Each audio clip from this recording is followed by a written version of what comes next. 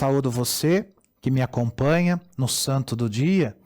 Hoje, dia 18 de março, a Igreja celebra a memória litúrgica de São Cirilo de Jerusalém, bispo e doutor da Igreja. Eu o tenho como meu padrinho, porque hoje eu celebro e agradeço a Deus o dom da minha vida. Então, três são os santos deste nome que ocorre na liturgia. Nós temos São Cirilo, apóstolo dos eslavos, cuja festa ocorreu há poucos dias. Temos São Cirilo, patriarca de Alexandria, que viveu no século V, e ele foi um intérprete defensor da maternidade divina de Nossa Senhora. E nós temos o nosso santo de hoje, que foi patriarca de Jerusalém no século IV, cronologicamente ele é o mais antigo.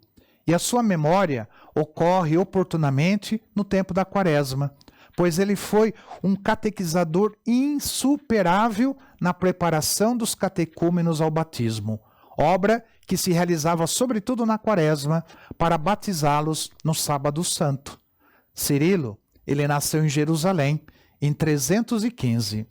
No início da era constantiniana da liberdade religiosa no mundo romano, porque Constantino havia dado a liberdade religiosa aos cristãos no ano de 313 e Cirilo nasceu em 315.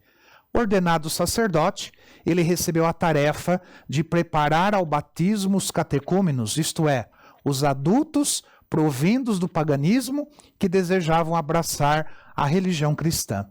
Era a tarefa mais importante e delicada, né, no magistério pastoral da igreja. Cirilo, culturalmente preparado, ele oferecia suas instruções com amor e dedicação incomuns.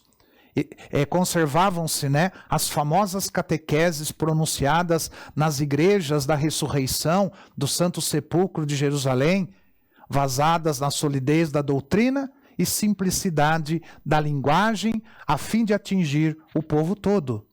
Nelas, Cirilo, ele fala do pecado, da penitência, do batismo, e ele comenta o símbolo ou credo, artigo por artigo. Noutras, chamadas mistagógicas, ele se dirige aos neófitos, isto é, aos recém-batizados, na capela do Santo Sepulcro na semana da Páscoa. Numa linguagem mais íntima, ele comentou nelas as cerimônias do batismo, da confirmação e a Eucaristia e também a liturgia.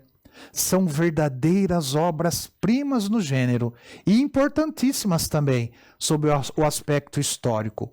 Por isso, a Igreja considera São Cirilo o protótipo dos catequistas.